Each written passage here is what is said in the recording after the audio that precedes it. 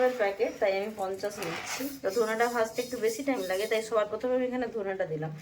এই যেটা আমি ভাজাটা এই যে ভাজছি, এগুলো অনেক কিছুই আছে, আপনারা দেখতে পারেন।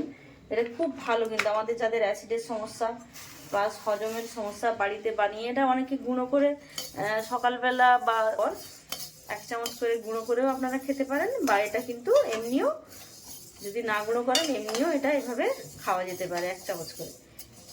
খুব বেশি হিটে ভাজা চলবে না, হালকা হিটেই আমি ভাজবো। তো প্রথমে আমি এখানে ধনে নিয়েছি, তো এবারে আমি এর মধ্যে দিয়ে দেবো জিরা, দিয়ে দেবো আজওয়ান, দেবো ওটা আমি একটু কম পরিমাণেই দেবো, 25 গ্রাম দেবো।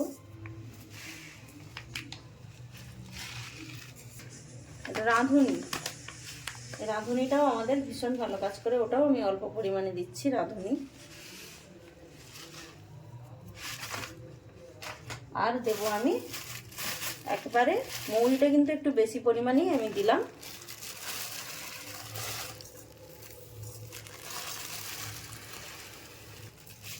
হুম, 100 গ্রাম আমি মৌরি দিলাম। তো দিয়ে এটাকে একেবারে ধিমে আছে, এটা বসিয়ে বসে আমি এটাকে ফ্রাই করব।